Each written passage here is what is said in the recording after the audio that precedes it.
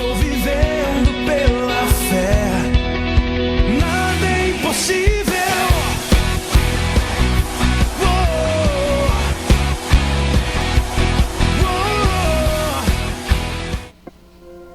Boa noite, irmãos. Nós vamos dando início ao nosso culto, que você possa entrar em espírito de adoração conosco.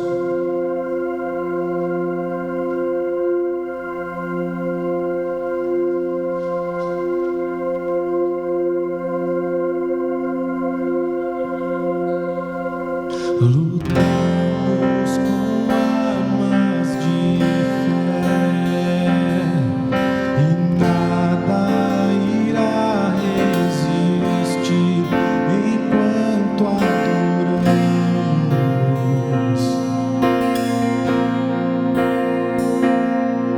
Em meio às tribulações, o nosso Deus é vencedor.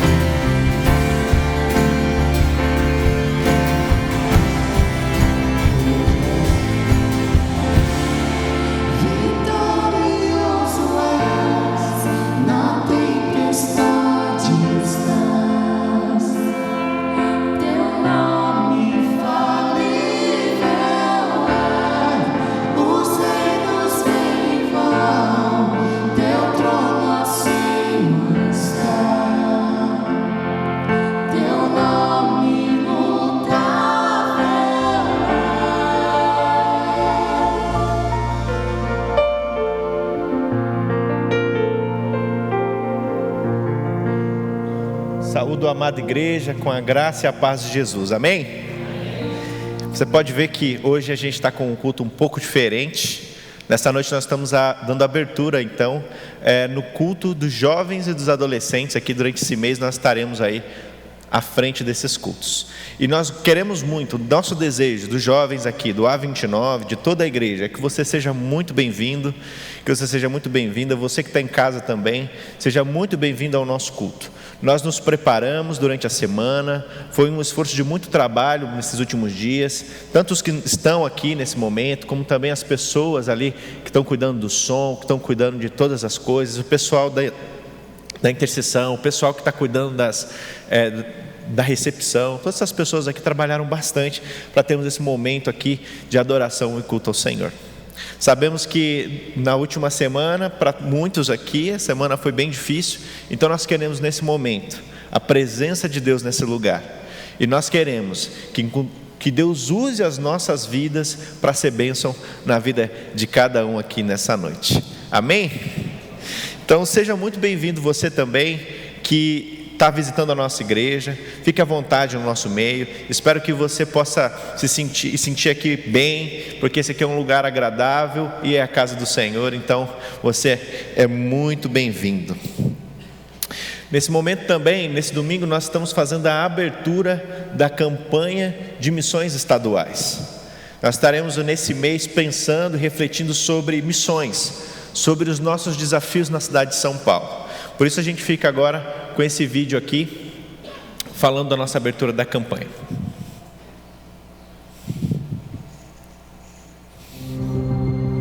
Escuridão. Escuridão que é a distância de Deus, escuridão que leva as pessoas à desorientação, a estarem perdidas.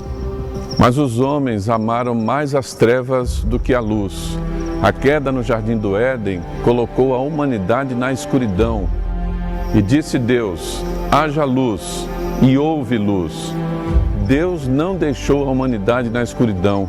Ele enviou a luz. Ele enviou o Senhor Jesus Cristo.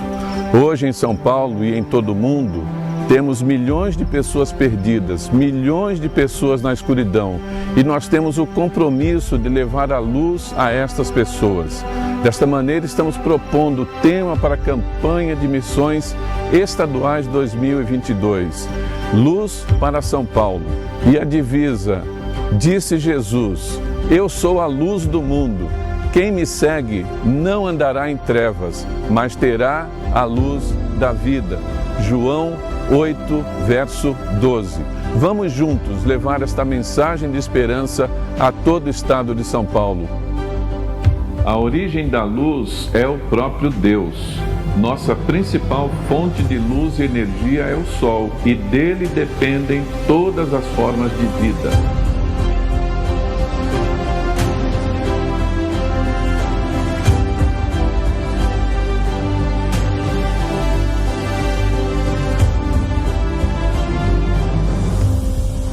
Diante do desafio de missões estaduais 2022, precisamos pensar em fontes alternativas de energia.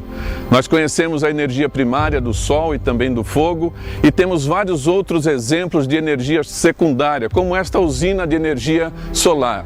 A energia que é gerada aqui, através destas células fotovoltaicas, essa energia é canalizada pela usina através de uma linha de transmissão, chegando às residências e acendendo a luz. O nosso tema para 2022, Luz para São Paulo, é um exemplo do que estamos percebendo aqui. A igreja local é a usina, os promotores de missões, os pastores da igreja local, as agências missionárias e também a nossa estrutura da SEBESP, nós simbolizamos a linha de transmissão, e o missionário está lá na ponta. Através desse movimento, através destas ações, nós conseguimos mandar a energia necessária para que o missionário acenda a luz. Isso se traduz em oração, isso se traduz em ofertas financeiras, isso se traduz também em despertamento de vocações. Vamos juntos levar a luz a todo o estado de São Paulo.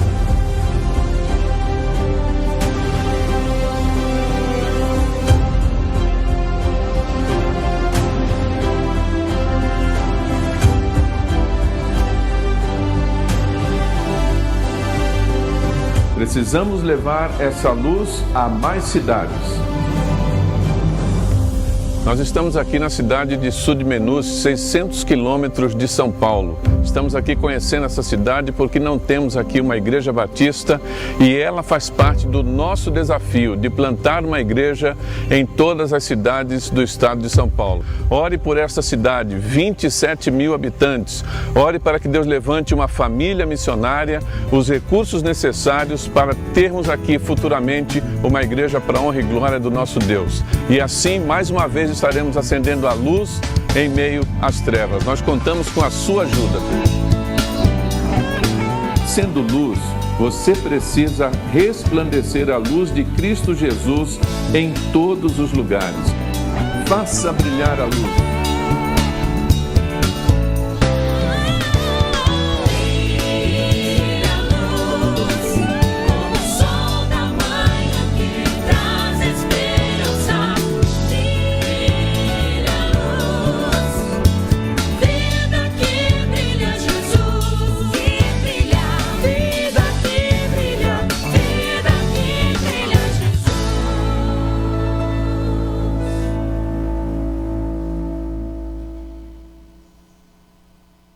Irmãos, neste momento, quando você ficar de pé, nós vamos ler o texto bíblico que vai ser projetado para você, que se encontra em Salmos, capítulo 145, versículo 3.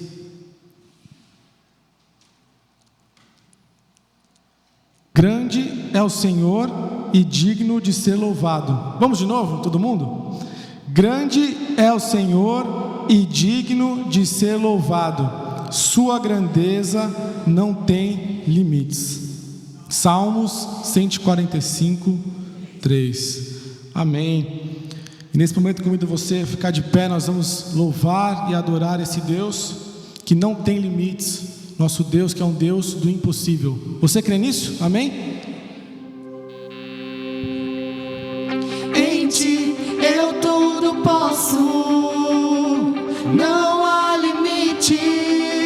Minha força está em ti, nada é impossível. Pode ajudar com as palmas? Olhos se abrem, muralhas caem. Estou vivendo pela fé, nada é impossível.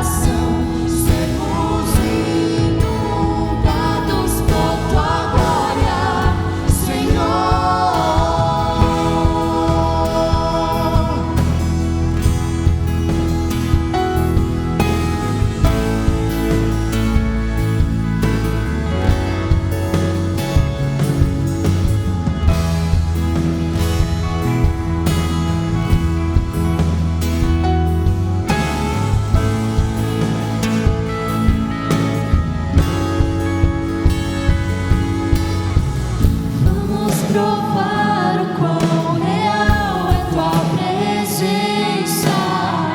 Vamos provar a tua glória e bondade.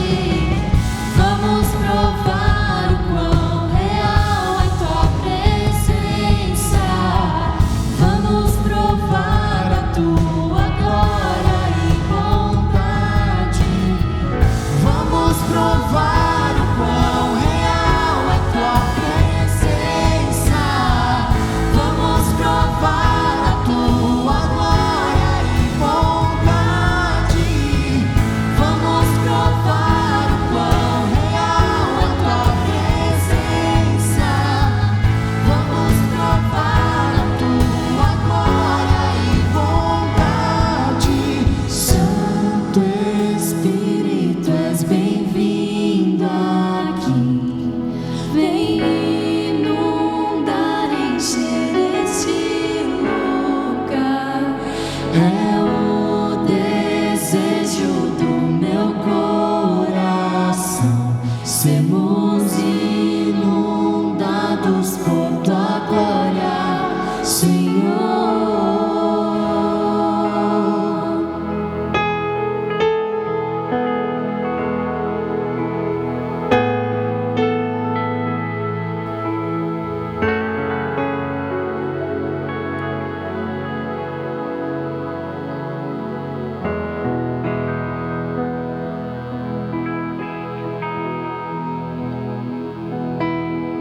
Irmãos, que privilégio a gente estar hoje juntos aqui. Eu sei que na nossa vida a gente tem situações que às vezes apertam o nosso coração. E eu tenho certeza que nem todo mundo que está aqui está esbanjando felicidades e alegrias. Por isso mesmo é que a gente separa este momento, depois da gente ter louvado ao Senhor, engrandecido ao Senhor, falado como é importante a gente estar na presença de Deus, como é importante que o Espírito Santo esteja presente aqui, como é importante que as verdades de Deus alcancem nosso coração. Para nós é um momento muito, muito especial. Vou até pedir para você sentar um pouquinho, mas que o seu coração agora seja colocado lá na presença de Deus. E eu quero orar com você, quero apresentar a sua vida. Mas como eu não acompanho todos vocês, eu sei alguns casos, e a minha lista é bem grande de oração, vocês sabem disso. Tem alguns casos que eu nem falo aqui publicamente, são casos que entre eu e você, não é assim? E você sabe que eu tenho orado pela sua vida, e aqueles que têm contado comigo, que têm procurado, a gente tem orado, a gente tem buscado a Deus. Então agora é o momento da gente orar juntos, e eu vou pedir para você colocar a sua vida diante do Senhor, colocar o seu coração, suas expectativas, suas frustrações, se houver, suas tristezas, se houver, mas também tempo de agradecimento. A gente tem reconhecido um Deus presente, a gente tem visto coisas grandes que Deus tem feito nas nossas vidas, libertações grandes, amarras grandes que Deus tem libertado. A gente tem visto uma igreja que está feliz, que está viva. A gente tem visto as pessoas vindo para a igreja com tanta satisfação. Na quinta-feira à noite, o nosso culto está gostoso. Quinta-feira à tarde nós voltamos, 15 horas, e as irmãs estavam aqui, que gostoso. Sábado, todo sábado tem mais de uma atividade, os irmãos presentes. A gente teve nesse sábado café da manhã, os nossos jovens acordaram sábado de manhã para vir tomar café juntos, estavam aqui. Um grupo muito bom. À noite tivemos encontro de casais, estava muito bom. A gente está tão feliz das coisas que Deus tem feito. Eu quero convidar você a perceber essa felicidade que pode estar no nosso coração, porque essa vem de Deus, vem lá dos céus. Ela é maior do que as circunstâncias que estão na nossa vida. Há um Deus que cuida, que ama, que ouve. Eu quero convidar você a se colocar diante de Deus. Então eu vou pedir para você fechar os seus olhos, mas pensa nesse amor de Deus, nessas libertações que só Deus pode dar. E eu vou orar pela sua vida, mas apresente a sua vida ao Senhor agora. Apresente o seu coração diante de Deus. Deus querido e amado, como é bom a gente poder confiar no Senhor, porque o Senhor não depende das situações, dos meios, do tempo. O Senhor está acima de todas essas coisas. E quando a gente ora ao Senhor, a gente ora a um Deus que está vivo, que pode conhecer aquilo que a gente está falando, mas só pode conhecer o que está lá dentro, aquilo que a gente nem consegue falar. E algumas vezes aquilo está tão apertado na nossa vida que a gente não sabe nem como colocar.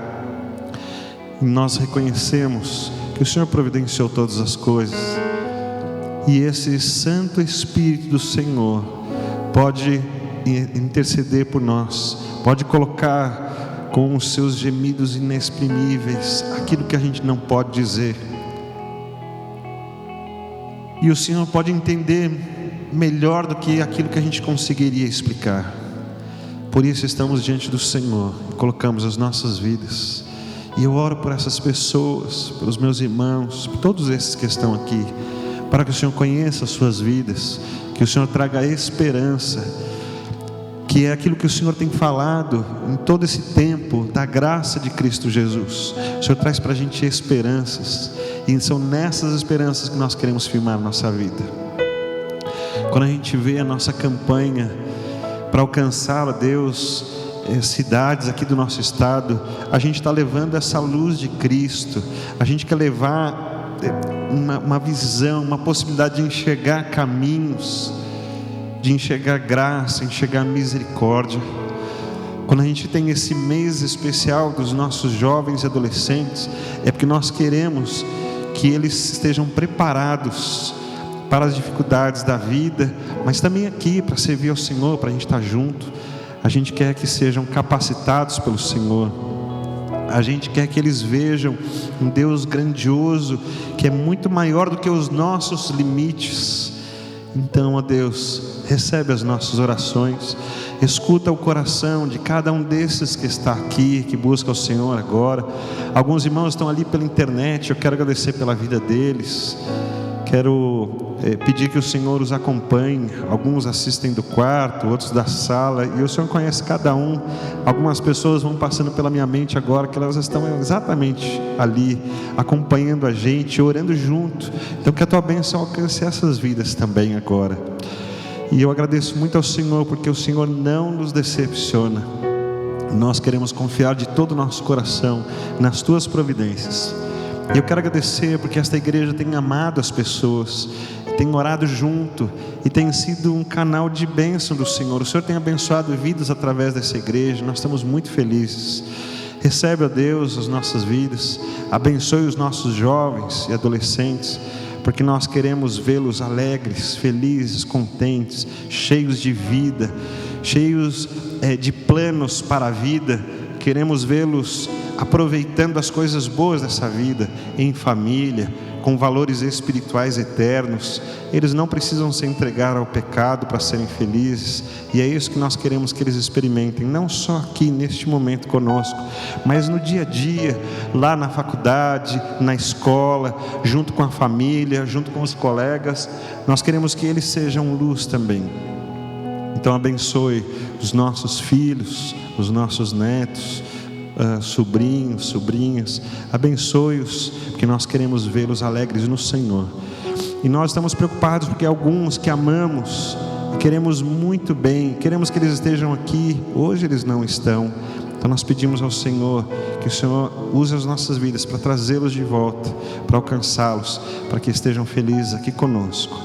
Oro pelos meus irmãos aqui, oro por essas vidas, os apresento ao Senhor. O Senhor conhece todas as coisas, conhece o coração, os abençoa, acalenta, dá essa esperança boa. Eu oro por eles em nome de Jesus. Amém, Senhor. Amém.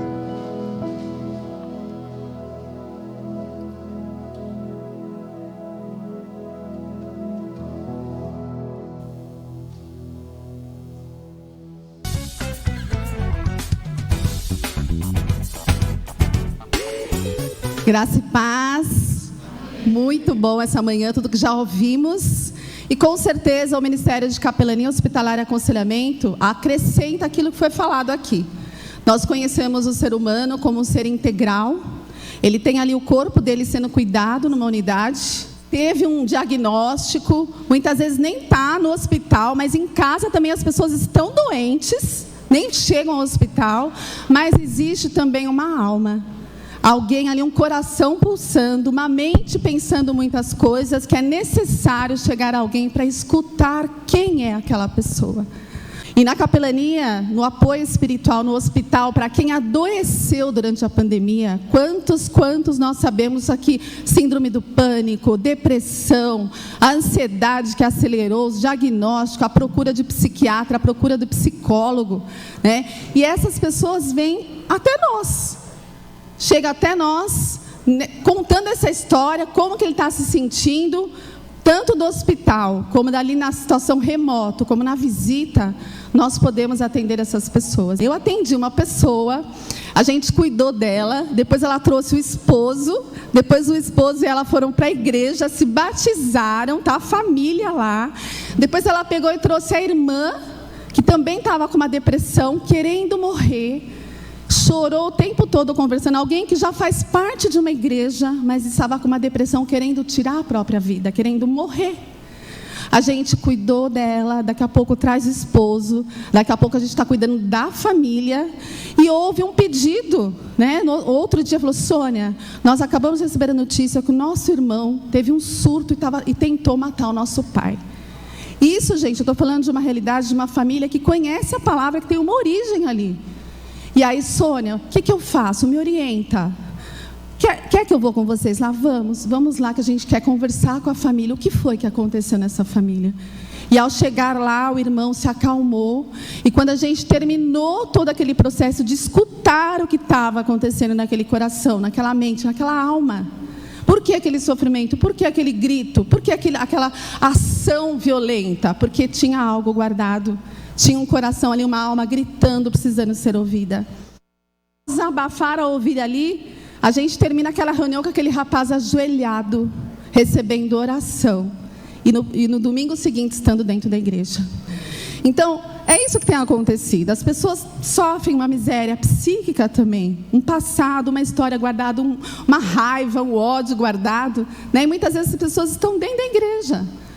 Então, a gente tem atendido essas pessoas assim. Capelania, ele vai ali no hospital, ele atende a família, ele atende o diretor do hospital, o supervisor, e ali a gente vai conhecendo a história. A gente tem essa possibilidade de acompanhar a pessoa, dela falar: aqui eu encontrei um lugar onde eu posso contar a minha história, onde eu posso falar da minha dor, onde alguém vai me ouvir e eu vou ser compreendida, eu vou ser curada. E com certeza, muitos desses corações que foram acolhidos, que foram abraçados, que foram ouvidos e receberam todo esse acolhimento, são cura e restauração, né? Eu tenho sempre a possibilidade de falar para a pessoa: tudo isso que você me falou, vamos levar até a cruz de Cristo agora? Vamos levar lá vamos confessar esses pecados, demonstrar que você está arrependido, que você não quer mais viver com isso dentro de você. Vamos levar a cruz de Cristo, foi para isso que ele veio aqui. Ele morreu, deu a vida dele para que você tenha vida e não vive do jeito que você está vivendo. Vamos levar agora lá na cruz? Vamos. E a pessoa chora, virtual, gente, atendendo gente de outra cidade que está tentando se matar. E ali, virtualmente, 2 horas de atendimento, a pessoa entregando a vida para Cristo, em seguida trazendo o marido. Então, louvado seja Deus. Deus continue nos abençoando. Deus seja louvado e continue nos abençoando e nos usando como luz. Vida que brilha, vida que brilha, Jesus.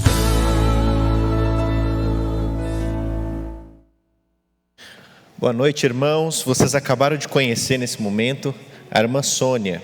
A irmã Sônia é a nossa missionária, já tem alguns anos. Ela é missionária da nossa igreja. E todos os meses nós levamos o sustento para a Sônia. Com os nossos dízimos, com as nossas ofertas. Nós temos conseguido ser luz para São Paulo através da vida da Sônia. Hoje você pôde ouvir um pouquinho aqui da capelania hospitalar. Mas durante os próximos domingos nós vamos estar falando de outros temas, daquilo que nós estamos envolvidos nas campanhas de missões estaduais. Nesse período de campanha, irmãos, nós temos um desafio um pouquinho diferente, né? Você está acostumado já, você que já tem algum tempo com a gente, nós sempre temos um alvo. E diga-se de passagem, que quando eu venho aqui para falar de alvo, eu venho com o coração muito feliz, porque na última campanha que nós tivemos, a campanha de missões mundiais, nós fizemos um alvo e nós quase dobramos esse alvo. E isso alegra muito o nosso coração. E nessa campanha de missões estaduais nós temos um alvo também. E esse alvo é um alvo que você vai fazer com Deus. Então, nosso apelo aqui não é o quanto nós queremos alcançar, não é quantas pessoas nós queremos alcançar. O nosso apelo aqui é que nós não podemos ficar de fora daquilo que Deus tem feito em São Paulo. Nós não podemos ficar de fora das missões de plantações de igreja, da capelania hospitalar, da capelania estudantil, de todos os projetos que estão hoje acontecendo, os projetos batistas, os nossos projetos. A história aqui da Sônia é um pouco daquilo que nós temos feito através das nossas vidas, através do recurso que nós temos enviado. Na semana passada ela fez aniversário, mandei uma mensagem para ela, nós oramos por ela. Então, irmãos, isso é um pouco daquilo que tem acontecido, e nós não podemos ficar de fora. O meu apelo para a igreja, irmãos, para que nessa campanha você determine um alvo no teu coração. É aquilo que você deseja, é aquilo que está ao seu alcance, mas não fique de fora, não importa o valor. O nosso apelo é que você se lembre de todas as pessoas que estão sendo alcançadas com a pregação do Evangelho. Amém? Vamos ser luz para São Paulo. Amém? Eu vou melhorar um pouquinho essa frase. Vamos continuar sendo luz para São Paulo. Você crê nisso, irmão? Nesse momento a gente vai estar dando a oportunidade dos dízimos da oferta. Isso aqui é uma ação da nossa igreja. Então você que é visitante, não se sinta constrangido, tá bom? Nós estaremos dando essa oportunidade para que você possa participar da campanha com as suas ofertas, também entregar o seu dízimo. Amém?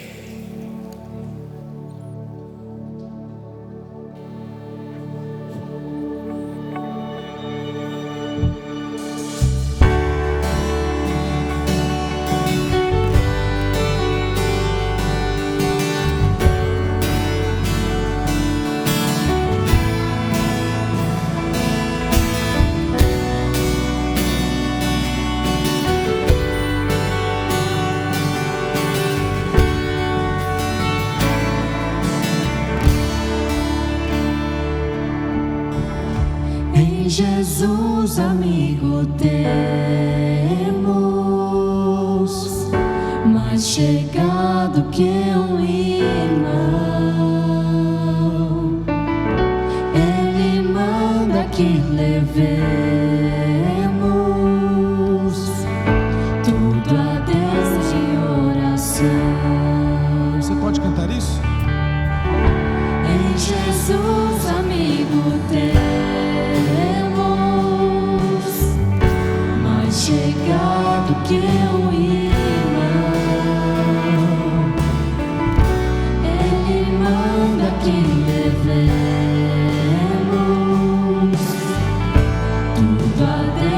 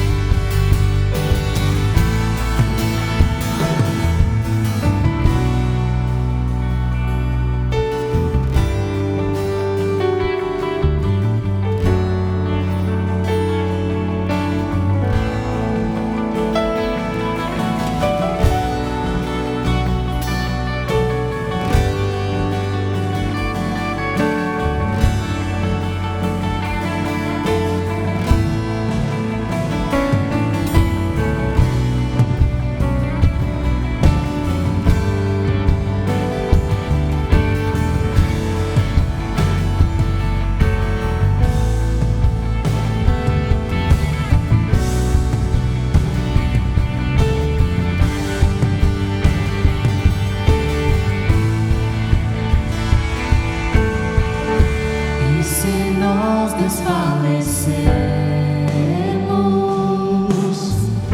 Cristo estende-nos a mão, pois é sempre a nossa força e refúgio em oração. Se este mundo nos despreza, Cristo é nossa oração. Em seus braços nos acolhe e nos dá consolação.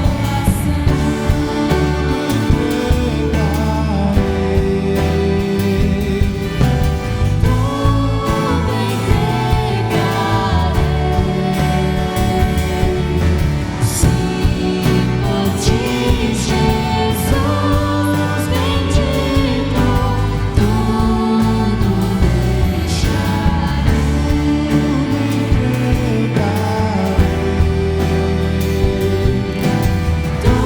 Tudo entregarei,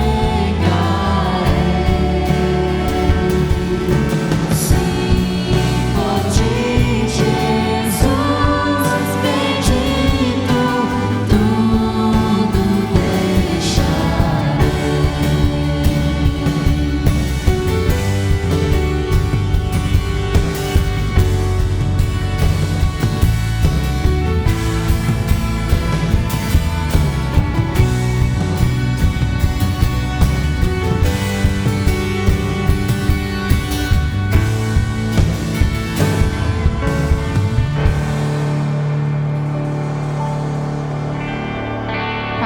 Pai, nós te agradecemos pelos dízimos e ofertas, ó Pai, que foram trazidos, ó Deus, aqui.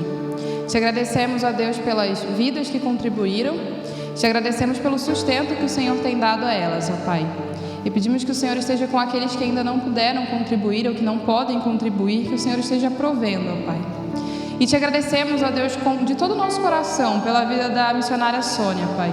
Missionária que nossa igreja sustenta, e tivemos o privilégio, ó Pai, e o prazer de poder comemorar o aniversário dela semana passada.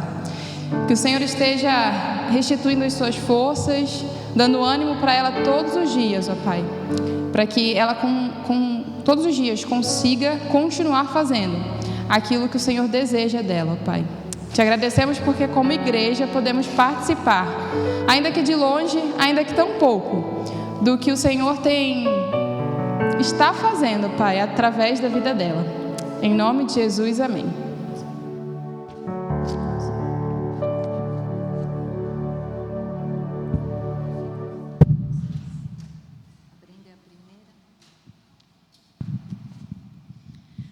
Boa noite, igreja. Eu quero apresentar aqui, que hoje tá cheio. Nós somos os juniores, conhecido como os Twins. Eles se chamam Twins porque do inglês é between, que é entre, né? Entre criança e adolescente. Eles são os nossos pré-adolescentes aqui da Ebenezer. Alguns vieram nos visitar. São as crianças de 10 a 13 anos. Quando eles fazem 14, eles vão para o A29. E eles têm um pedido para fazer para a igreja. Você é a primeira, depois você passa para o Benício. Nós queremos convidar a igreja para participar da oficina que faremos.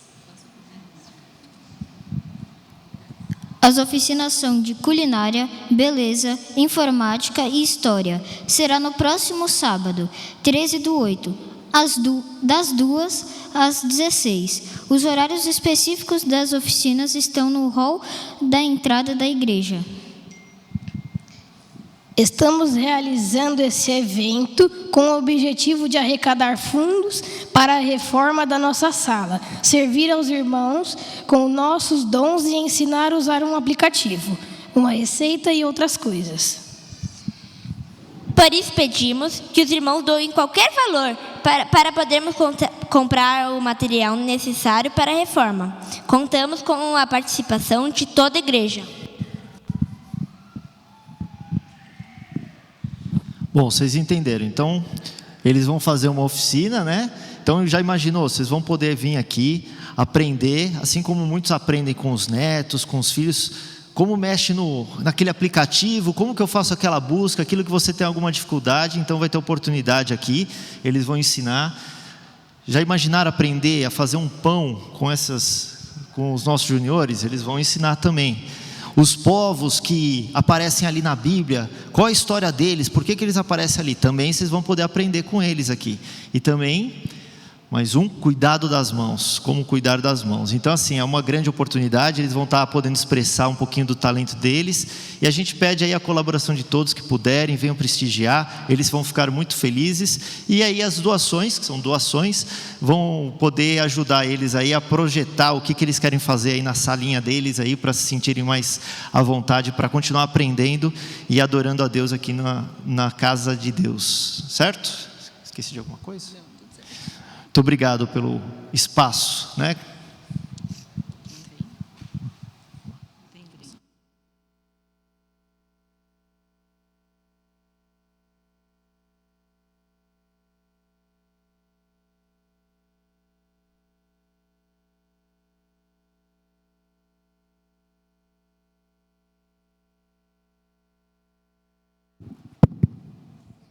Graças a Deus, igreja. Nós estamos aqui hoje ainda para trazer um convite aos jovens e adolescentes da igreja, e esse convite tem a ver com o A29. Nós somos pais de adolescentes e jovens, né? Então queremos fazer esse convite a todos vocês. Nossas filhas são a Samira e a Rafaela, acho que todos já conhecem. E nós estaremos muito felizes se todos os jovens e adolescentes estiverem na nossa casa. Vai ser um prazer receber todos.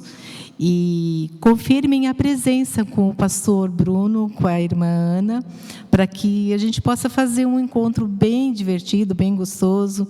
Será um momento muito feliz para nós e para todos, com certeza. E garantir também ali uma sobremesa que nós iremos preparar para aqueles que nos prestigiarem com as suas visitas. Deus abençoe. Obrigado, irmão.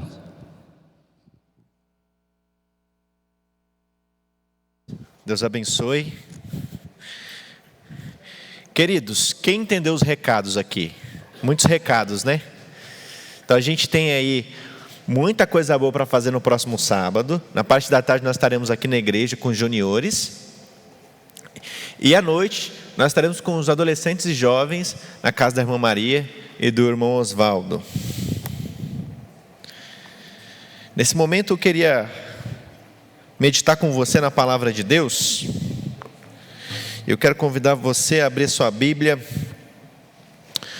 lá em Salmo capítulo 8.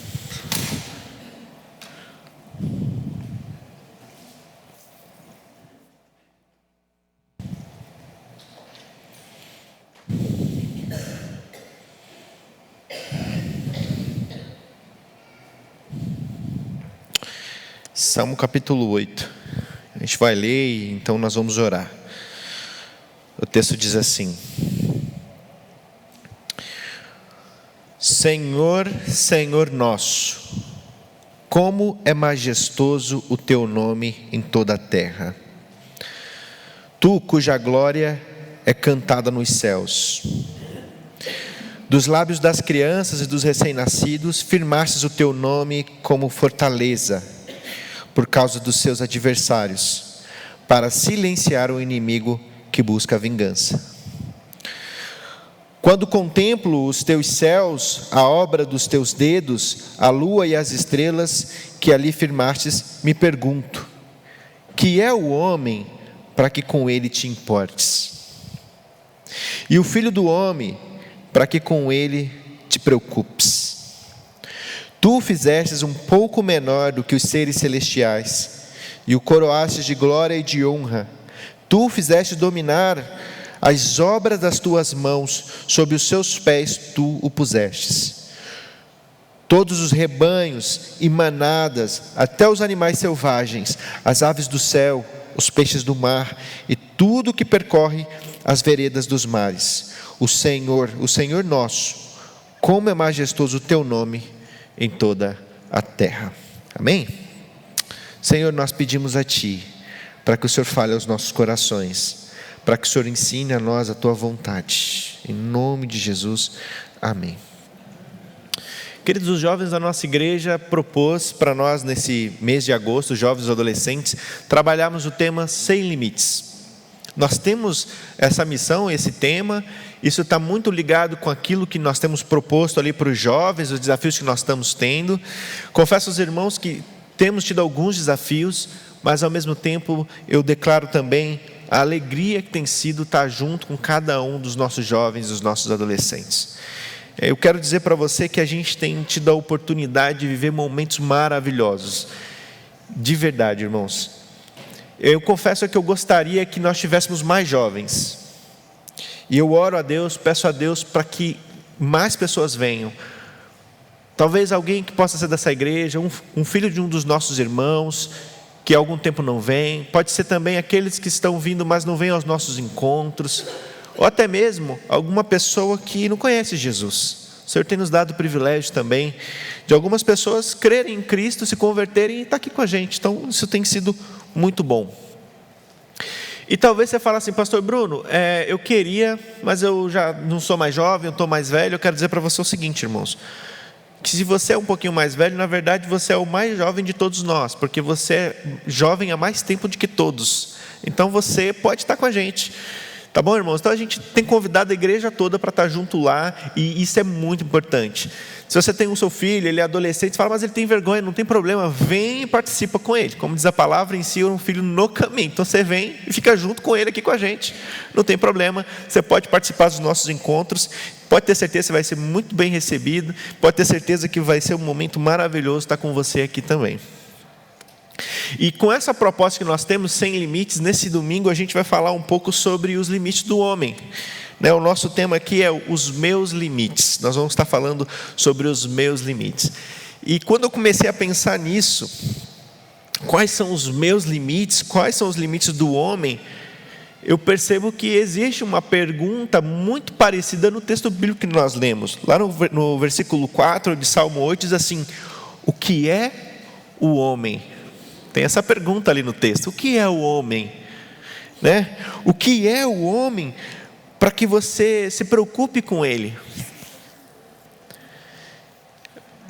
Interessante essa pergunta, porque além dessa pergunta a gente tem algumas outras, A Bíblia tem muitas perguntas. Uma pergunta muito importante, que é uma pergunta também feita pelo próprio Deus, quando o homem peca no Éden, Deus chega ali no jardim e fala assim para o homem: onde estás? Também é uma pergunta: onde estás? Muito conhecida.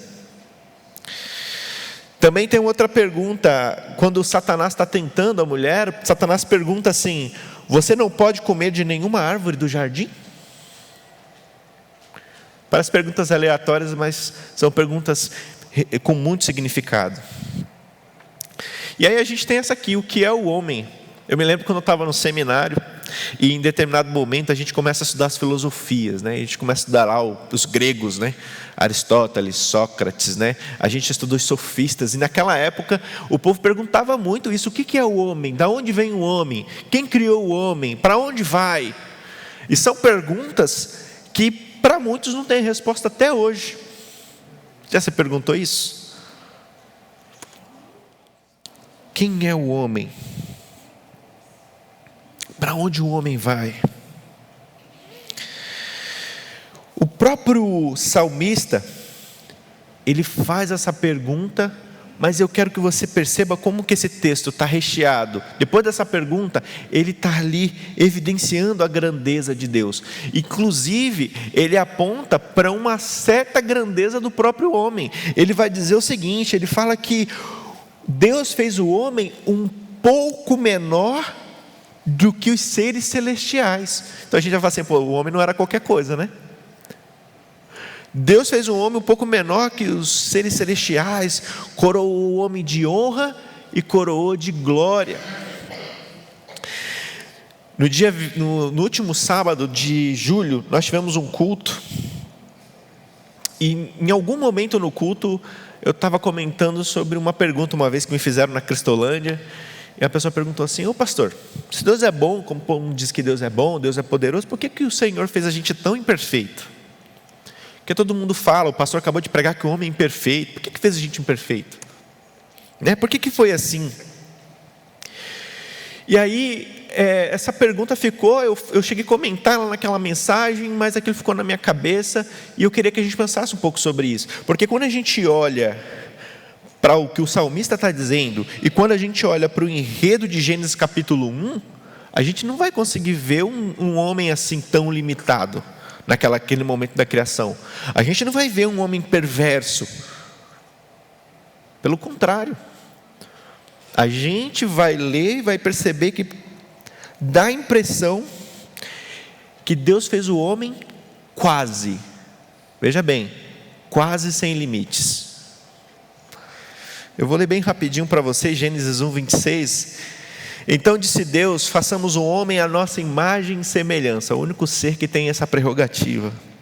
Conforme a nossa semelhança, domine ele sobre os peixes do mar, sobre as aves do céu, sobre os grandes animais de toda a terra, sobre todos os pequenos animais que se movem no chão. Criou Deus o homem e o abençoou e disse: sejam férteis, multipliquem-se, enchem, subjuguem a terra, dominem sobre os peixes do mar, sobre as aves do céu, sobre todos os animais que se movem pela terra. E disse Deus: eis que dou a vocês todas as plantas que nascem em toda a terra, produzem sementes, e todas as árvores que dão frutos com sementes, elas servirão de alimento para vocês, e dou todos os vegetais como alimento, e tudo que tem em si fôlego de vida. A todos os grandes animais da terra, a todas as aves do céu, a todas as criaturas que se movem rente ao chão. E assim foi. E Deus viu que tudo que havia feito, e tudo que havia ficado muito bom. Passaram a tarde da manhã, e esse foi o sexto dia. Há um ponto importante aqui. A gente, quando lê Gênesis, a gente vai percebendo que cada vez que passa um dia, ele cria alguma coisa assim, e Deus viu que era bom. Mas na criação do homem é o único momento que ele diz assim: e viu Deus que era muito, muito bom. Então a gente está vendo um homem aqui quase sem limites, perfeito. Não era sem limites em poder, porque não era mais poderoso que Deus. Não era sem limites com o que diz respeito à sua supremacia e domínio, porque ele não tinha mais domínio do que Deus, mas era sem limites no relacionamento com Deus. Quando a gente olha para aquele tempo, todas as tardes, no virar do dia, Deus ia lá e conversava com o homem. Essa é a realidade do homem. Coisa boa, né, irmãos? Se você pudesse falar com Deus, o que você ia perguntar? Se fosse Sócrates, Aristóteles ou qualquer daqueles filósofos, eles iam perguntar assim: o que é o homem? Da onde veio? Para onde vai? Eu não sei qual que é a sua pergunta hoje, mas a gente está pensando nesse assunto hoje. E aí, irmãos, essa coisa bonita, essa coisa linda, se corrompe. Tem um problema ali.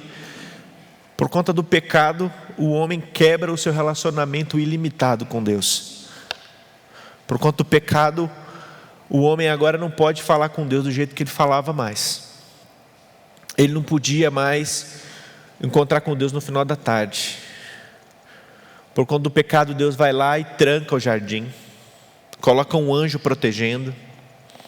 Por conta do pecado, o homem agora não conhece mais a Deus. A palavra de Deus nos ensina que Deus orienta o homem que se ele comesse daquele fruto, por causa do pecado, ele certamente morreria, né? Uma vez alguém me perguntou: mas pastor, ele comeu e continuou vivo. Mas na verdade o que aquele texto está dizendo é que a partir do momento que o homem come do fruto, ele passaria a ter um prazo de validade, ele voltaria um dia, ele morreria, né? E o homem, ele é tão ilimitado nessa perspectiva que ele nem morreria mais. Ele não tinha morte, existia essa plenitude. Deus criou tudo perfeito, sem mácula, e com a possibilidade do homem escolher adorar a Deus. E aí a história a gente já conhece, né? A história que a gente aprende na EBD ali, quando criança, o homem come do fruto oferecido pela mulher, e aí acontece esse problema de quebra de relacionamento com Deus. A gente poderia dizer assim, mas aí o homem agora não se relaciona com Deus e esse foi o problema. Só que isso gera uma série de consequências. Isso gera uma série de consequências. Com o tempo, quando a gente olha para a história bíblica, a gente percebe que com o tempo, depois do pecado do homem, à medida que o homem se afasta de Deus, mais maldoso ele fica. A promiscuidade aumenta. E a gente percebe que quanto mais o homem se afasta de Deus, mais tendencioso, predisposto a fazer o que é errado ele fica. E por causa disso, agora não tendo essa plenitude com Deus, ele também agora tem uma crise existencial em todos os aspectos de sua vida. Porque agora ele também já não tem um relacionamento pleno com o cosmos. Se a gente olhar no texto, ele dava nome para os animais. Ele colocou em fila e deu nome. Depois do pecado, se ele passar a mão na cabeça do leão, dá problema. Depois do pecado, ele tem uma crise de relacionamento com a sua própria espécie. Você vai ver que logo depois ele coloca a culpa na mulher, diz que foi a mulher que o Senhor me deu, a culpa é dela. E a gente vai ver a história continuando ali, o problema com a sua própria espécie, o homem brigando com o homem, já em Caim, e a coisa só piora. E o homem tem um problema, uma quebra agora também na sua plenitude, no que diz respeito ao relacionamento dele consigo mesmo, porque agora o homem é um poço de emoções. Ele não se conhece mais, ele não se controla mais, ele não entende mais, e aí se estabelece esse caos. E agora a gente tem que perguntar o que é o homem olhando sob essa perspectiva. Nós fomos corrompidos com a natureza do pecado. Nós fomos corrompidos com a natureza do pecado. Lá em Gênesis 3,19, Deus fala para o homem assim: com o suor do seu rosto, isso aqui era a condenação, por ter pecado, comerás do seu pão, até que volte à terra. Visto que dela foi tirado, porque você é pó, e ao pó voltará. Se a gente fosse procurar a resposta clara do que é o homem, a gente encontrou nesse versículo: o homem é pó. O salmista tinha que escrever aqui, Salmo 8, versículo 4, o que é o homem? E quem é ele para que você se importe? E já lê aqui então, Gênesis 3,19, o homem é pó. Uma realidade que a gente tenta ignorar a todo momento. O homem é pó. E depois que isso tudo acontece, uma coisa que a gente não pode esquecer, que está lá em Romanos, deixa eu ver aqui, Romanos 5,12 diz assim: portanto, por um só homem entrou o pecado do mundo, e pelo pecado entra a morte. Assim também a morte passou a todos os homens, por isso todos pecaram. A consequência do pecado dos nossos pais, do pecado de Adão, atinge toda a humanidade, e a natureza dele, essa natureza pecaminosa atinge todos nós. Então todos nós somos pecadores, todos nós somos pó. Quando o texto diz assim que o pó voltará, ele está falando do falecimento, ele está falando da morte, estabelecida por conta do pecado, porque até então não existe essa realidade de morte. A morte vem como condenação do pecado. E isso é ruim, porque a gente não gosta de lidar com a morte. Nós não esperamos a morte, muitos vivem como se fosse viver para sempre. Nós não queremos, e isso é natural, porque nós não fomos criados para morrer, só uma questão que veio com o pecado. Então mas a gente tem que lidar com a morte, porque a gente é pó, e ao pó volta. E com isso tudo, o homem se afasta de Deus e fica perverso com o pecado. quando a gente vai olhando para a história, eu não vou colocar todos os relatos da história aqui, mas eu vou colocar alguns para a gente começar a entender alguns pontos importantes. Quando a gente fala da perversidade, é que o seguinte, irmãos, a maldade se estabelece na raça humana e isso vai progredindo para o mal, até chegar ao ponto da gente ter alguns versículos que dizem que a maldade do homem não tem limites. Então, se a gente for falar que hoje, depois do pecado, existe alguma coisa que não tem limites para o homem, é a maldade. A gente consegue ver isso lá em Caim, né? Caim mata Abel, Deus chega para Caim e fala assim: cadê Abel? Ele, por acaso, eu sou o cuidador de Abel? E nós temos a história da primeira morte. Dando segmento a isso, a gente vai ver também aqui que o enredo bíblico vai mostrando, né, que os filhos foram nascendo e tudo mais, até que chega um ponto que a maldade humana é tão grande, a promiscuidade é tão grande que Deus envia o dilúvio. Porque o homem, ele entra no processo de declínio e só queda, só maldade, só promiscuidade. Essa é a natureza do homem. Esse é o homem.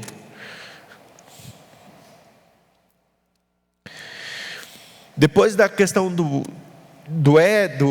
dilúvio e tudo mais, nós vamos observar, apesar da maldade do homem, Deus sendo misericordioso, embora o homem não pudesse ter mais esse relacionamento ilimitado com Deus, Deus começa a criar alguns mecanismos para que o homem não deixasse de existir.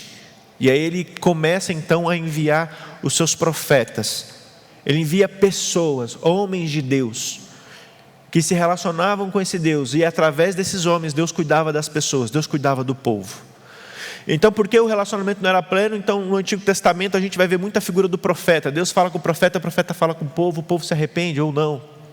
A gente tem a figura do sacerdote, porque o povo era tão pecaminoso, para diminuir, para refrear essa pecaminosidade, essa maldade, existiam os sacrifícios, uma simbologia do sacrifício supremo que tiraria a condenação do homem.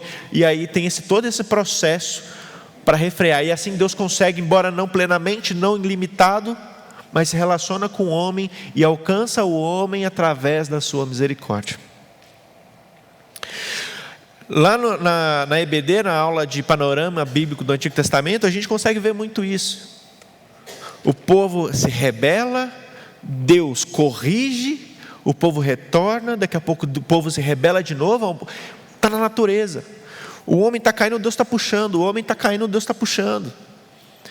Uma coisa interessante que a gente teve lá nas aulas de panorama bíblico foi na época dos juízes. É nítido, o povo já está em Canaã, começam a fazer a adoração, a idolatria, a maldade por influência dos outros povos, decadência religiosa, decadência na adoração a Deus. Aí Deus vai e levanta um juiz, aí todo mundo volta a adorar de novo, os altares idólatras são quebrados e tudo mais. Esse juiz morre, queda de novo, aí Deus levanta outro juiz, aí eles começam a não gostar do juiz, aí Deus vai lá e faz um povo pagão ir lá e entrar em guerra, para humildecer as pessoas. As pessoas reconhecem que sem a ajuda de Deus não vão conseguir, aí se humildecem, ouvem o juiz, Deus restabelece de novo, os altares idólatras são quebrados e volta a adoração. O juiz morre, o que acontece? De novo. Agora nós estamos falando de reis, a mesma coisa. Quando Deus levanta alguém, então as coisas começam, mas às vezes vinham alguns reis maldosos e só piorava tudo.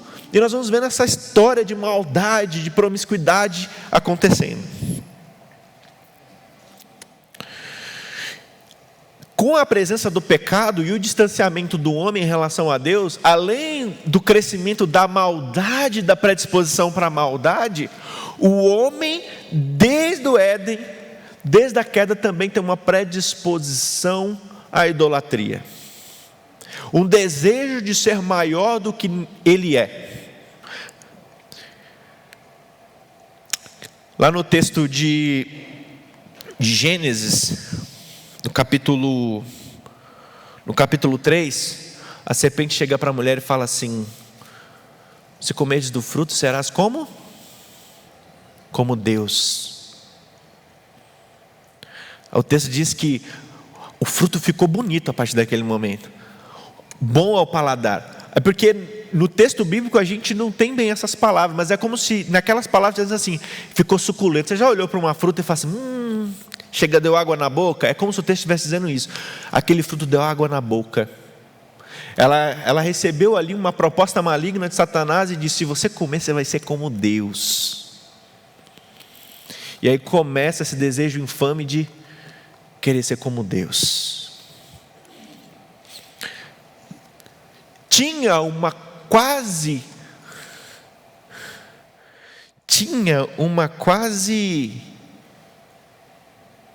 sem limites no homem antes do pecado. Mas depois do pecado só piora. Mas o pecado vem pelo desejo de ser mais sem limites ainda, de ser maior do que era. A Bíblia vai chamar de idolatria, a capacidade do homem de adorar o próprio homem, ou as coisas criadas por ele, de colocar qualquer coisa em adoração ao invés de Deus. E aí a gente tem a história ali, né, de Gênesis 11, já começa. O texto diz que eles estavam ali em uma superfície da terra, todo mundo falava a mesma língua. Aí de repente, eu quero ler com vocês aqui esse texto. Deixa eu encontrar aqui o texto, deixa eu ver se eu anotei. Gênesis 11, 4. Depois eles disseram: vamos construir uma cidade, uma torre altíssima, que chegue até os céus. Dessa forma o nosso nome será honrado por todos, e jamais seremos dispersos pela terra. É a vontade de ser grande, a necessidade de ser grande. A Bíblia nos ensina que a necessidade de ser grande é a falta de humildade, é a soberba. No livro no livro de sabedoria de Salomão, nós temos alguns versículos que se repetem, diz assim: a soberba precede a ruína. E toda vez que você olhar no texto e você vê atos como esse, nós vamos ver ruína logo após. Aqui mesmo Deus já separa todo mundo, bota cada um para falar uma língua diferente. Já teve ruína. Toda vez que a gente quer ser maior do que o outro, quer se engrandecer, quer ser adorado como Deus, ruína. Quando a gente está estudando, nós vamos perceber que o que faz a transição do período dos juízes para os reis é o pedido do povo. E aí Samuel fala: vocês querem isso mesmo? Fala: não, a gente quer, porque os outros povos têm reis, a gente também quer. Ele diz assim: mas eles vão ser dono da terra de vocês, e eles vão ter a prerrogativa de tomar o que é de vocês a hora que eles quiserem. Vocês querem? Não, a gente quer. E quando a gente começa a ler a história desses reis, existem reis tão promíscuos que eles se consideravam reis, eles consideravam deuses, queriam ser adorados como deuses. Então, vamos ver frases de Nabucodonosor, depois já não é o povo judeu, né? Dario, Ciro, eles queriam ser adorados como deuses, tinham estátuas que precisavam que as pessoas orassem para esses deuses. Já no período helênico, a gente tem ali a supremacia de Roma, que está governando todo mundo conhecido naquela época. O imperador era adorado como Deus.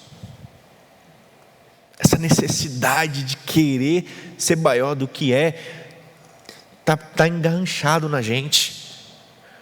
A gente quer ser maior, esse é o homem. Alguns podem dizer assim: o pastor só está hoje, né?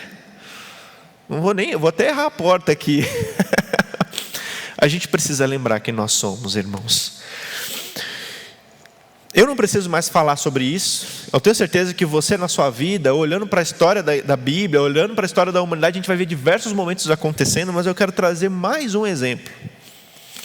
Todo mundo sabe que depois que Cristo é elevado aos céus, nós temos os apóstolos. Depois dos apóstolos nós temos os pais dos apóstolos, vamos dizer assim, né? Aqueles que vieram depois deles. E aí nós vamos agora entrar na história, a gente vai saber que tem a patrística, por exemplo, e vários movimentos humanos que marcaram ali a Baixa Idade Média, a Alta Idade Média, depois a supremacia da Igreja Católica, muita maldade acontecendo. A gente vai ver esses dois traços de maldade e promiscuidade, a necessidade de se engrandecer em vários movimentos humanos, muita coisa acontecendo. Mas chega um momento, e aí eu estou falando aqui do século XVIII, que acontece algo na história da humanidade que é conhecido por todo mundo na escola como iluminismo. O iluminismo ele vem com um esforço necessário das pessoas se desconectarem daquilo que era estabelecido pela Igreja Católica. E aí, um pouquinho antes, a gente tem ali alguns movimentos em que são estabelecidas escolas, os padres estão dando aula, as pessoas começam a aprender, o conhecimento começa a vir, mas a primeira coisa que eles fazem é beber do conhecimento helênico, do conhecimento dos filósofos gregos. Eles começam a escutar o que aqueles filósofos falavam, aí no século XVIII. E a gente vai perceber que as pessoas que estão bebendo, que se embeveceram desse conhecimento helênico, eles começam também a ver uma proposta que os próprios filósofos tinham, que era a autossuficiência da humanidade. Como eles não conseguiam provar a existência de Deus, e a inexistência de Deus eles também não conseguiam provar, então vamos fazer o seguinte: o homem é suficiente. Então começa a vir aqui algumas coisas que a gente já sabe, algumas frases que são necessariamente desse período, que está sendo buscada, está sendo relembrada nesse momento aqui no século XVIII, aonde coloca o homem no centro da coisa toda. O mundo passa a ter um pensamento egocêntrico. E aí a gente vai começar a ver isso acontecendo. Tem um cara muito conhecido, né? E os seus conhecimentos ficaram muito famosos nesse tempo. É um rapaz chamado Pitágoras, um dos mais conhecidos sofistas lá de Atenas, né? Ele diz o seguinte, uma das frases mais famosas dele é assim, ó: o homem é a medida de todas as coisas. O homem é a medida de todas as coisas. O seu pensamento trazia a ideia de que o conhecimento começa e termina no ser humano. Ele é o fim em si mesmo. É ele que dá o start em tudo que acontece e é ele que encerra.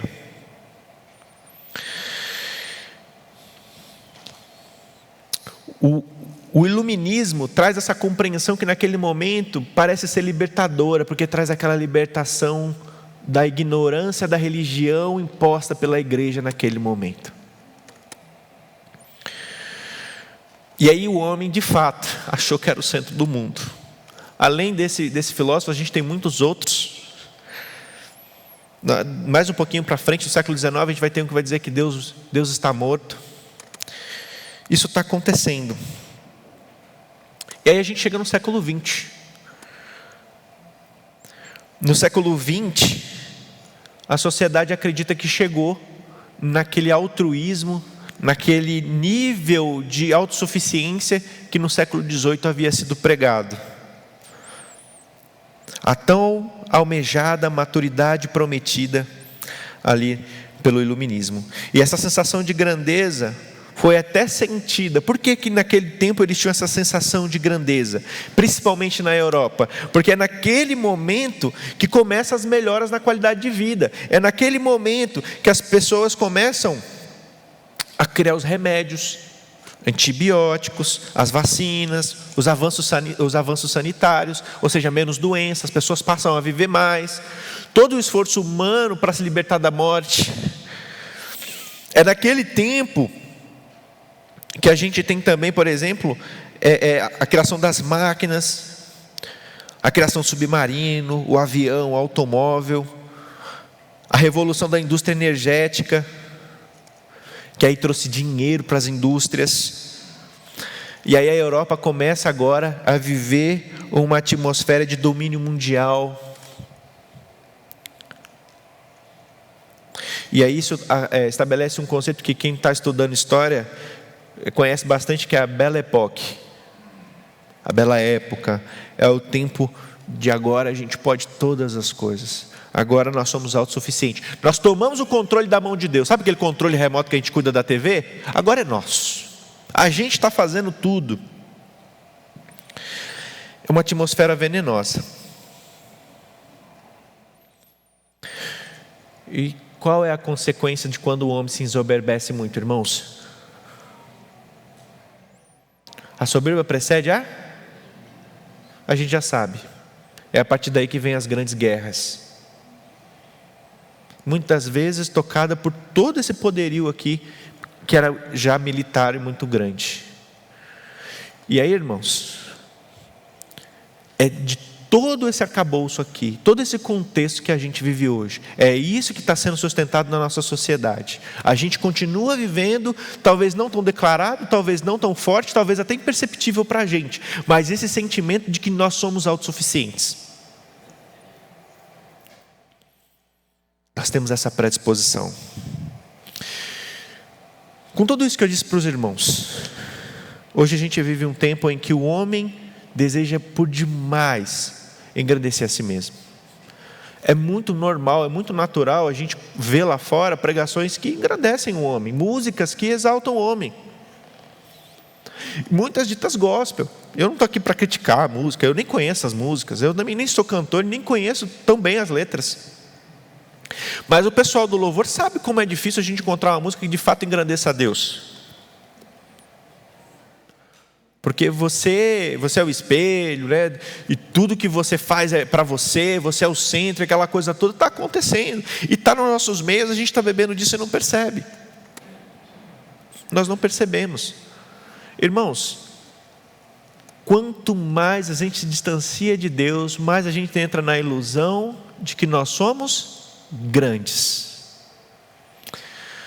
E lá fora está pregado muitas vezes que você é autossuficiente, mas você não é. Porque Deus não criou a gente para viver sozinho. Se você começar a viver sozinho, você vai entrar em depressão. Deus criou a gente para depender uns dos outros. Você vai ter a impressão de que as suas decisões são as melhores, mas não é. Você não consegue ver as coisas tão longe como Deus consegue ver, na altura que Deus consegue ver. Você vai achar que as suas escolhas, as suas decisões são as melhores, mas não é. E aí nós vamos começar a perceber mensagens e pregações que vão moldar um Deus que não é o que a Bíblia diz. É como se a gente criasse um Deus à nossa imagem e semelhança, um Deus que está ali para servir a gente, e nós queremos ser servidos, é para agradar e tudo mais, e não é assim, irmãos. A Bíblia vai colocar uma relação clara: o homem é pequeno, Deus é grande; o homem serve, Deus é servido; o homem adora, Deus é adorado. É para isso que nós fomos criados. E quando nós somos criados para ser assim, a Bíblia nos ensina que isso é uma relação boa, que isso é o que propõe a salvação, e que quando nós vivemos assim, nós estamos vivendo no centro da vontade de Deus. Porque o que é mais difícil hoje, irmãos, é identificarmos: eu estou vivendo no centro da minha vontade, ou eu estou vivendo no centro da vontade de Deus? Eu estou fazendo o que eu quero, eu estou fazendo o que Deus quer? Eu estou fazendo as coisas para me agradar, ou eu estou fazendo as coisas para agradar a Deus? Até que ponto eu consigo dizer não para as coisas que eu quero fazer?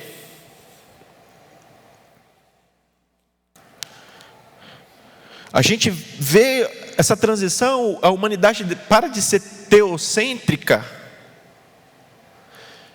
e passa a ser egocêntrica. As minhas vontades primeiro. É o que eu quero primeiro. E aí a gente começa a perceber que isso é um engano, é um engodo, e nada acontece. Aí só tem uma forma, irmãos, da coisa acontecer. Alguém precisa olhar para essa situação de uma perspectiva mais alta e nos amar primeiro. Alguém precisa olhar para tudo isso e sentir misericórdia, sentir a miséria que a gente está vivendo como homem, e fazer alguma coisa em relação a isso. Porque a gente tem aqui um homem que, sendo homem, usurpou querendo ser igual a Deus, quis tomar o lugar de Deus. E vamos combinar, irmãos, muitas vezes a gente toma o lugar de Deus na nossa vida diariamente. Eu estou falando de mim. Quantas vezes eu não tomo uma decisão e falo: poxa, eu não devia ter feito isso, eu não falei com Deus, eu não orei, eu não pedi a Deus.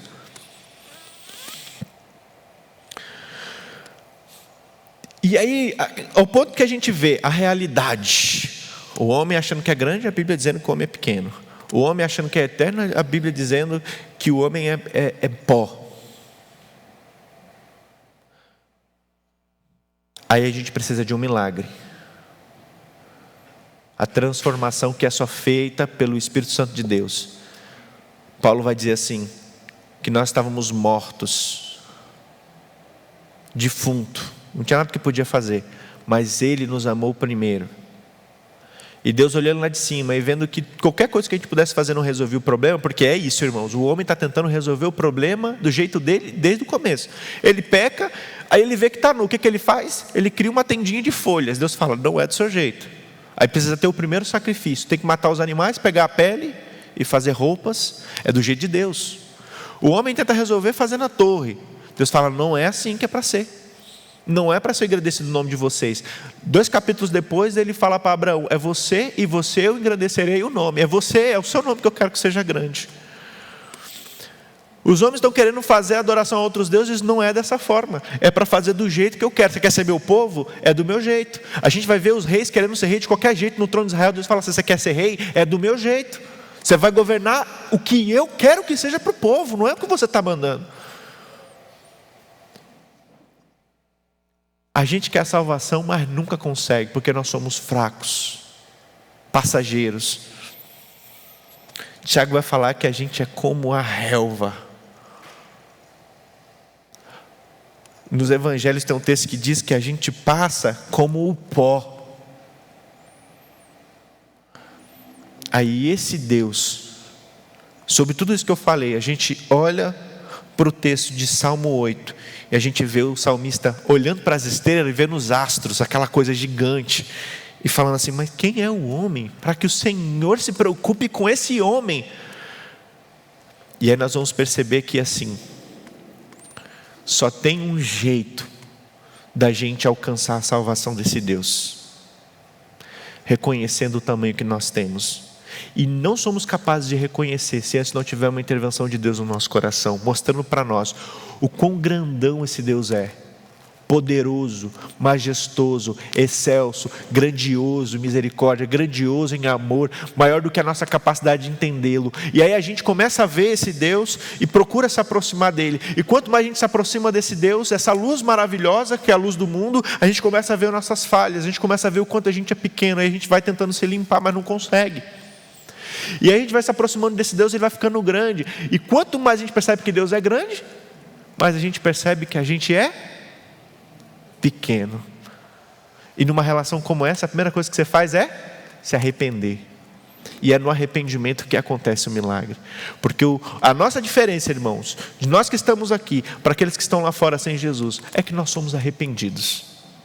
E alcançamos o favor desse Deus tão grandioso. Enquanto nós não reconhecemos que esse Deus é grande, nós nunca vamos pedir o favor dele. Uma vez eu ouvi uma frase que dizia assim, oração é para os fracos. É por isso que eu oro. Porque esse Deus é grande, é o único que pode me ajudar. Eu quero encerrar, irmãos, falando sobre esse Deus grande.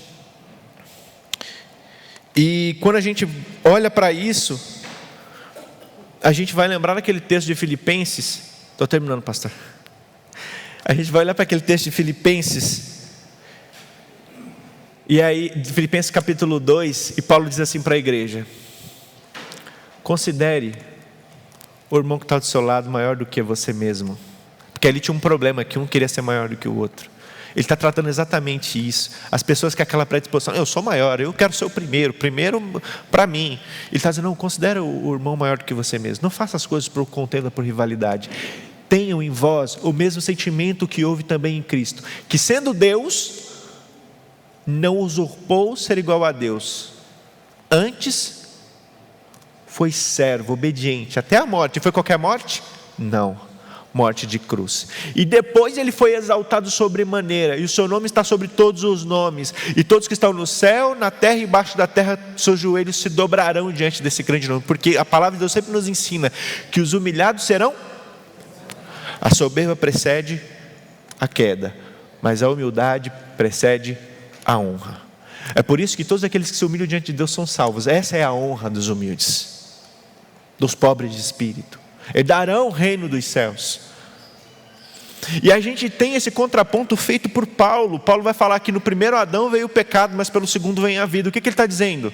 Ele está dizendo o seguinte: o homem quis ser igual a Deus, sendo homem, usurpou ser igual a Deus. Mas Deus, sendo Deus, podendo reivindicar e tendo essa prerrogativa, se humilhou. E aí Paulo vai dizer para a igreja: tende em vós o mesmo sentimento que houve em Cristo, porque sendo Deus não usurpou. A palavra de Deus nos chama para humildade. Reconheça quem você é e olhe para o tamanho desse Deus e se entregue para esse Deus sem reservas. Se entregue para esse Deus sem controlar nada, porque se você não fizer isso, vai chegar um momento em sua vida que Deus vai tomar o controle da sua vida. Você já passou por aqueles momentos que você fala: rapaz, eu perdi o controle de tudo, eu já não sei o que eu faço mais. Deus toma o controle para provar que Ele é Deus e que Ele controla todas as coisas e que os planos dele são melhores do que os nossos planos. Você crê nisso, amém? Não podemos nos esquecer quem é o nosso Deus, porque o dia que fizermos isso, vamos esquecer quem somos nós. Vamos orar? Senhor Jesus, nós sabemos, Pai, de tudo isso que foi falado. O meu papel aqui foi nada mais, nada menos do que lembrar, Pai, dessas coisas. Por isso eu clamo ao Senhor, Deus, não nos permita esquecer, porque nós precisamos desse momento de reconhecimento da nossa natureza, para que a gente reconheça a natureza do Senhor, o quanto o Senhor é grande, o quanto o Senhor é poderoso, o quanto o Senhor é majestoso. Porque muitas vezes, Pai, nós não estamos entregando nossos problemas na mão do Senhor porque nós esquecemos que o Senhor é poderoso. Muitas vezes nós estamos tomados de extremas ansiedades porque não conseguimos confiar no Senhor, e nós não estamos confiando no Senhor porque esquecemos do tamanho do Senhor. Então nos ajude a confiar em Ti, nos ajude a entender que os Seus planos são melhores que os nossos. É o Senhor que vai cuidar da nossa vida. Nos ajude a nos entregar sem reserva, nos ajude a nos arrepender. Tira, Senhor, a soberba do nosso coração. O Senhor tem o melhor para nós. Não deixa que o nosso coração domine a nossa vida, mas nós queremos adorar o Senhor. Nós queremos adorar o Senhor. Nós te agradecemos, Pai, por essa oportunidade. Nós clamamos a Ti por isso, Deus, para que o Senhor nos ajude, porque nós somos pequenos e limitados. Em nome de Jesus, amém. Pastor, desculpa o horário. Cadê o pastor que está vindo aí?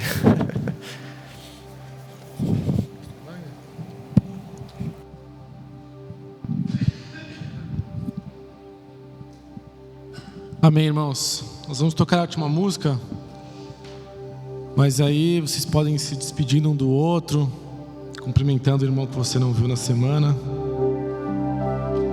Que Deus os abençoe para mais uma semana, amém?